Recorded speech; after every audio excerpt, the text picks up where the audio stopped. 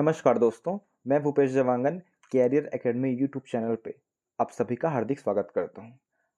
इस वीडियो में हम लोग आज जो परीक्षा हुआ था CGTT परीक्षा 2024 पेपर 2 का हम लोग जो सामाजिक विज्ञान वाला भाग था मतलब सोशल साइंस का उसका हम लोग आंसर देखेंगे। ठीक है, तो आप लोग मिला लीजिएगा, लास्ट में कमेंट के माध्यम से बताइएगा कि कितना आपका आंसर आ रहा है। ठीक है, और कुछ इसमें गलतियाँ होगी तो आप लोग बताइएगा ज़रूर, मैं इसको करेक्शन कर पाऊँ।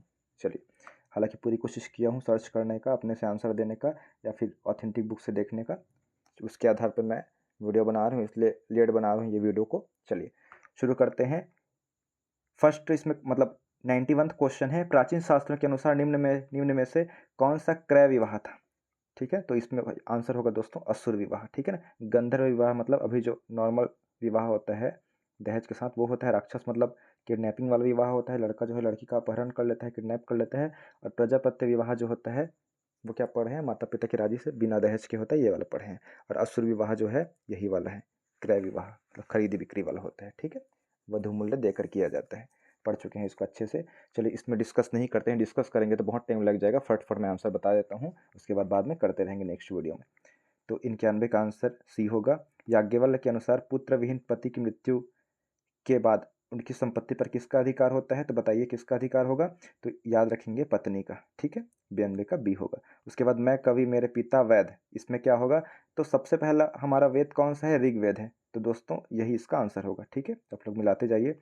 मैं क्वेश्चन को पूरा नहीं पढ़ रहा हूँ, इसको सती प्रथा वाला बहुत बार मैं क्वेश्चन करा चुका हूँ। आप लोग से कोई ये क्वेश्चन गलत नहीं होना चाहिए। एरन अभिलेख आएगा इसका सही आंसर। ठीक है, भानुगुप्त के एरन अभिलेख।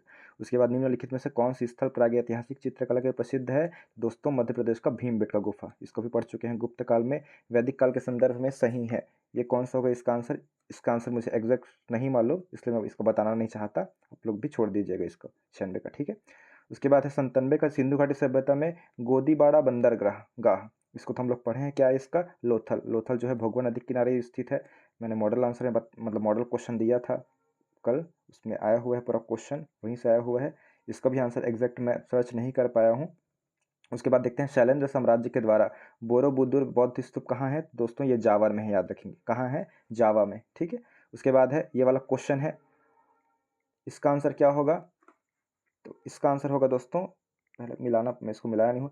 अशोक का प्रियदर्शी मिलाएंगे, समुद्रगुप्त का विक्रमांक में मिलाएंगे, चंद्रगुप्त द्वितीय का विक्रमादित्य में मिलाएंगे, और बाकी एक बच रहे जी सही स्कंदगुप्त का 3 में मिलाएंगे। ठीक है ना, तो इसका आंसर कौन सा हो सकता है, देखिए ए का क्या होगा, ए का 2 होगा, बी का 4, सी का 1 और डी का 3। तो बी वाला इसका आंसर सही होगा दोस्तों। ठीक है, बी वाला आंसर सही हो रहा है, याद रखिएगा बी वाला है ना, बी फॉर बॉल। चलिए, किसने लिखा है कि मौर्य सेना, ये वाला है। तो मौर्य सेना में कौन थे जी बताइए, मेगस्थनीज ही थे। मेगस्थनीज ने अपनी पुस्तक इंडिका में वर्णन किया है इसके बारे में। पाई का शुद्धतम मान 3.14 किसने बताया है, पढ़ चुके हैं, आर्यभट्ट ने बताया है दोस्तों। ठीक है, उसके बाद है ये वाला क्वेश्चन था, इस क्वेश्चन को मैं आंसर ढूंढने की कोशिश नहीं किया हूँ, आप लोग को मालूम है तो बता दीजिएगा। ठीक है, उसके बाद देखते हैं चैतन्य महाप्रभु वाला, ये वाला क्वेश्चन है, इसका आंसर क्या होगा, तो ध्यान दीजिएगा बहुत ज़्यादा। चैतन्य महाप्रभु ये पश्चिम बंगाल के थे, रामानुजाचार्य जो है तमिलनाडु के थे। ठीक है, पहले मिला लेते हैं। तो बी का एक आ रहा है, बी का सॉरी हाँ बी का एक आ रहा है ना, हाँ बी का एक आ रहा है, ये वाला आ रहा है। और सी का 4 आ रहा है कि नहीं यार, यही वाला, तो ऑप्शन नंबर बी लग रहा है दोस्तों, यही वाला होगा। ठीक है, आप लोग देख लीजिएगा, और लेकिन यही मिल रहे हैं। हम लोग पढ़े हैं पश्चिम बंगाल से चैतन्य जो है, और रामानुजाचार्य कहाँ से पढ़े हैं, तमिलनाडु साइड से, दक्षिण साइड से पढ़े हैं। उसके बाद 10वीं एवं 11वीं शताब्दी के दौरान सूफियों को कितने सिलसिलों में संगठित किया गया था, तो ये 12 होना चाहिए। एक्चुअल में हम लोग लास्ट पढ़े थे 14 संकलन पढ़े थे, 14 भाग में डिवाइड है करके, लेकिन भारत में मुख्यतः 5 प्रकार के पढ़ते हैं। ठीक है, तो इसका आंसर अब आयोग के ऊपर है किसको लेता है, तो इसलिए एग्जैक्ट आंसर नहीं बताना चाहूँगा। ठीक है ना, उसके बाद देखते हैं 107वां नंबर क्वेश्चन, शाहमल का संबंध किस राज्य से है दोस्तों, ये नया क्वेश्चन आया हुआ है पहली बार, उत्तर प्रदेश से है। उसके बाद मुगल काल में अपील का सर्वोच्च न्यायालय कौन सा था, तो दोस्तों याद रखेंगे सम्राट के पास ही था, जो भी मुखिया रहता है उसी के पास लास्ट अपील करेंगे कुछ भी समस्या है तो। ठीक है ना, याद रखना है, तो सम्राट था। झांसी की रानी लक्ष्मीबाई को पराजित करने वाला जनरल कौन था, तो यूरेश था, पढ़ चुके हैं। 1857 क्रांति में अच्छे से पढ़ा चुका हूँ। गवर्नर जनरल कौन था इस टाइम क्रांति के समय, देखिए 1857 क्रांति से कितना सारा क्वेश्चन आया है, इसका क्या होगा, सी होगा, कैनिंग, लॉर्ड कैनिंग। उसके बाद है अकबर ने, इसको मैं सर्च नहीं कर पाया हूँ, 111 नंबर। 112वां देखते हैं, सन 1616 में जहांगीर ने निम्न में से किसको दक्षिण को सूबेदार बनाया था? तो अपना बेटा, उसका बेटा नाम क्या था? शाहजहां। और शाहजहां का मैंने बताया है बचपन का नाम क्या था? खुर्रम था। ठीक है। उसके बाद है अकबर ने किस वर्ष जजिया कर समाप्त किया था? एक्चुअल में हम लोग पढ़े हैं 1564 पढ़े हैं, लेकिन 64-65 लीजिएगा तो आंसर हमारा ए होगा, 65। 10 मई 1857 को सैनिकों ने विद्रोह कहाँ किया था? कहाँ शुरू हुआ है? तो मेरठ से हुआ है जी, याद रखेंगे, मोस्ट इंपॉर्टेंट है। ठीक है, इसको बता चुका था। देखिए 1857 इतना सारा क्वेश्चन आ चुका है। उसके बाद संविधान का क्वेश्चन है, भारत का संविधान कब अंगीकृत किया गया? तो अंगीकृत दोस्तों 26 नवंबर 1949 को किया गया। इसका भी वीडियो में डिटेल बना चुका हूँ ना, देख लीजिएगा, आगामी एग्जामों के लिए बहुत ज़्यादा इंपॉर्टेंट है। उसके बाद 116वां नंबर क्वेश्चन है, शिक्षण संस्थानों में प्रवेश के लिए आरक्षण किस संवैधानिक प्रावधान से प्राप्त होता है? दोस्तों क्या होगा? 15 का 5 होगा। ठीक है, ये वाला। उसके बाद है राष्ट्रपति शासन, ये वाला मिलाना था आपको। इसके कैसे मिलेगा? तो देखिए हमारा जो है राष्ट्रपति शासन किससे मिलाएंगे? तो आपातकाल से, यही तो मिलाएंगे ना। एक बार इसको ऊपर कर देता हूँ और आपातकाल से मिलाएंगे। तो राष्ट्रपति वाला हम लोग आपातकाल से, सॉरी गलत मिल गया, ध्यान दीजिएगा, एक मिला लेते हैं। राष्ट्रपति जो है आपातकाल से मिलाएंगे, मत और अनिवार्य एवं निःशुल्क शिक्षा ये मौलिक अधिकार से मिलाएंगे, राष्ट्र ध्वज वाला मौलिक कर्तव्य से मिलाएंगे। तो देखिए एक का सी कौन सा आ रहा है? एक का सी, ये दोनों हो सकता है। उसके बाद देखते हैं आई वी, मतलब उसके बाद 3 का देख लेते हैं। 3 का कौन सा मिल रहा है? ए मिल रहा है। 3 का ए मिल रहा है, तो ये वाला मिल रहा है। उसके बाद एक और देख लेते हैं, मिलाए हैं 4 का बी मिलना चाहिए, बिल्कुल मिल रहा है। तो हमारा आंसर डी होगा दोस्तों। ठीक है, कौन सा होगा? डी वाला हमारा ऑप्शन सही होगा। ठीक है, चलिए देखते हैं आगे। निम्न में से भारत के मूल संविधान में प्रस्तावना में क्या नहीं था? मूल संविधान में तो संपूर्ण प्रभुत्व संपन्न भी था, गणराज्य भी था, लोकतांत्रिक भी था, लेकिन पंथ निरपेक्ष ये नहीं था। कौन कौन से शब्दों को जोड़ा गया था 42वें संविधान संशोधन द्वारा 1976 में जो हुआ था?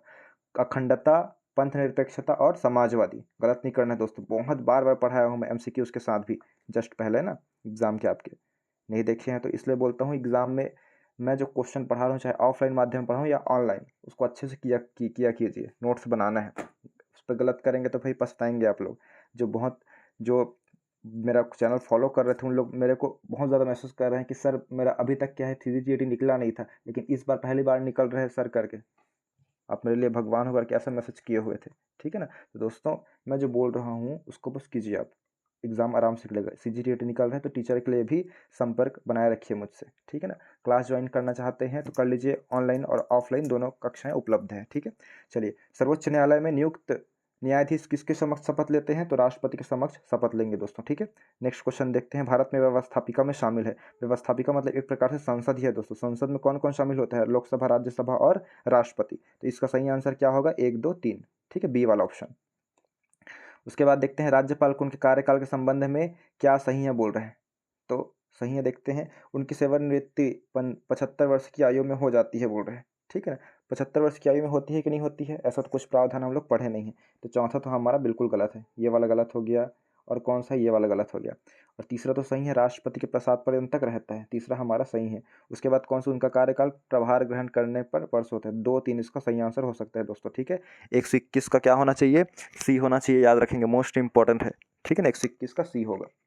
उसके बाद देखते हैं पंचायतों के लिए चुनाव कौन करवाता है? तो पंचायतों के लिए चुनाव कराता है दोस्तों राज्य निर्वाचन आयोग कराता है। ठीक है, उसके बाद है सुमेलित करना है इसको। देखिए इसको ध्यान से देखेंगे कि कौन कौन से बेसाल्ट युक्त लावा के अपरदन से लावा बोलते हैं। ठीक है, तो सी का तो एक आना चाहिए, तो सी का एक तो एक ही जगह है जी। ठीक है ना, वो डायरेक्ट मिल जाएगा।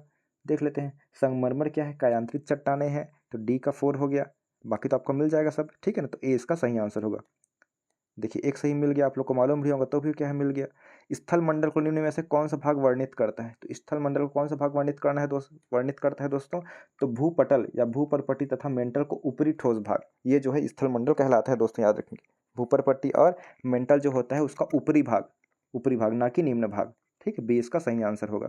उसके बाद है वायुमंडल की निम्न परतों में से किस एक परत में जलवायु तथा मौसम परिवर्तन होते रहते हैं? तो क्या पढ़े? अधोमंडल।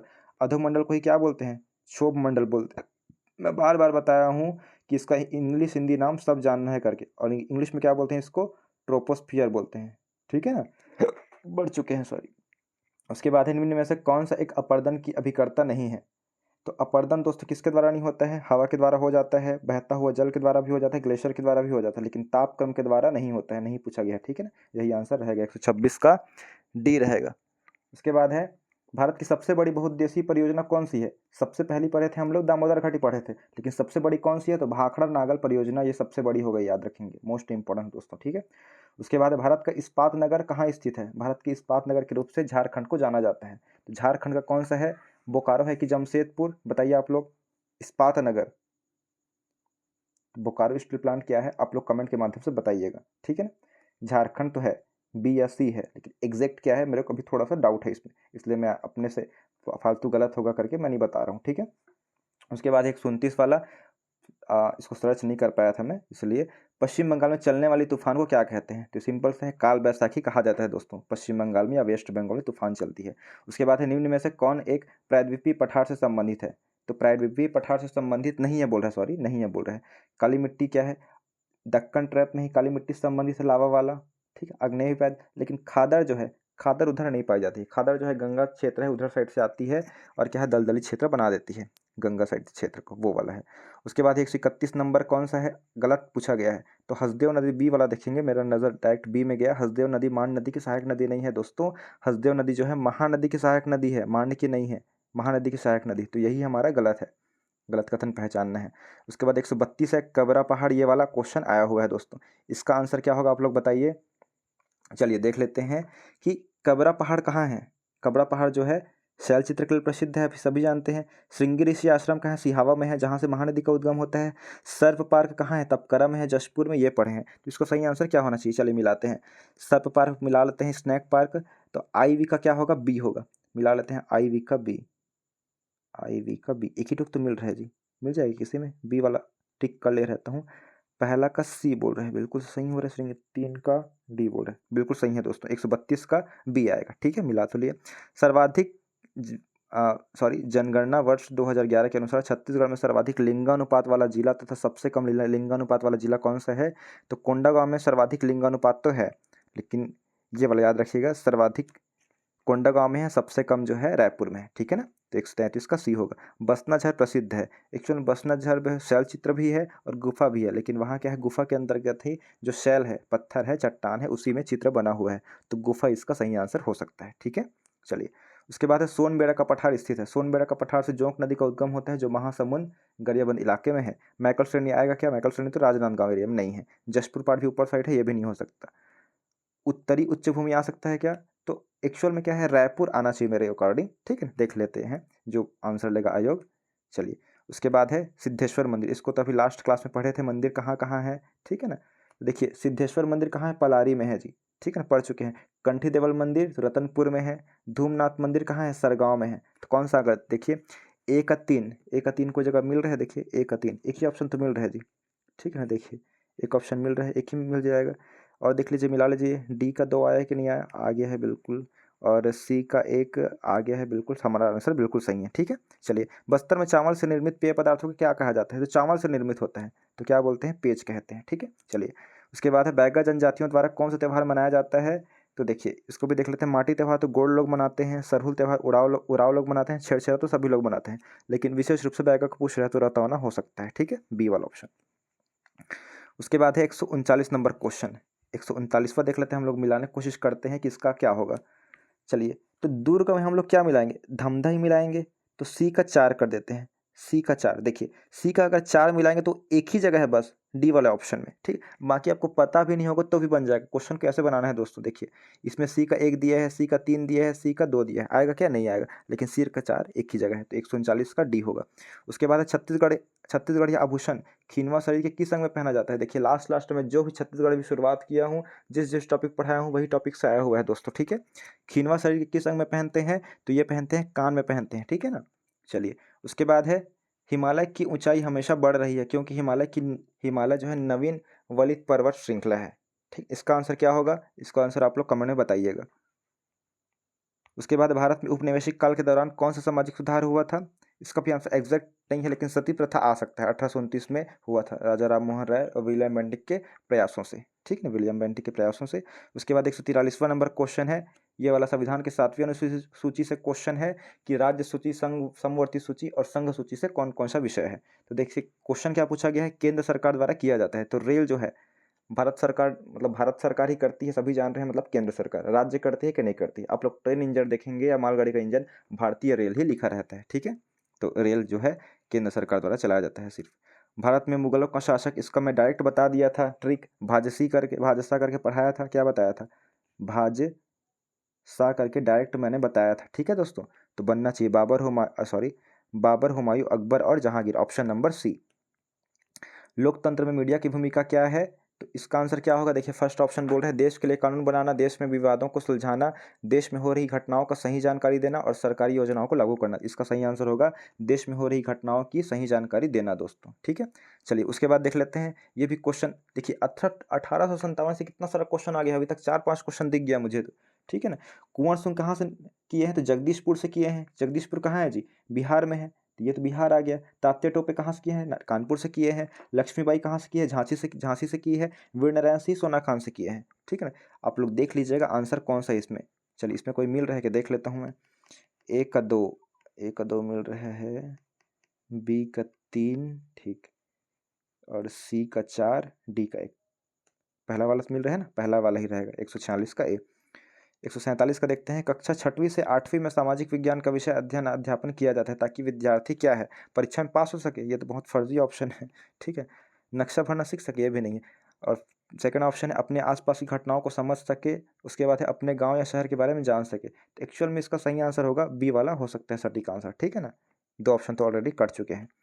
उसके बाद है पृथ्वी के घूर्णन की दिशा, पृथ्वी जो है किधर घूमती है? तो पश्चिम से पूर्व की ओर, मतलब left side to right side, ठीक है ना। मतलब यही वाला होगा ऑप्शन नंबर डी, पश्चिम से पूर्व, ठीक है। उसके बाद सेकंड लास्ट क्वेश्चन है, कक्षा में विद्यार्थियों को अक्षांश एवं देशांतर रेखाओं को समझाने के लिए कौन सी सहायक सामग्री सबसे उपयुक्त है? अक्सर क्या है, जो ग्लोब रहता है वही रहता है दोस्तों, ठीक है। अब आंसर जो है आयोग दूसरा लेता है तो अलग बात है, लेकिन ग्लोब से सिखाया जाता है। उसके बाद मान लो आपके पिताजी ने 6 माह पूर्व नल कनेक्शन के लिए आवेदन किया परंतु अभी तक कोई कार्यवाही नहीं हुई है।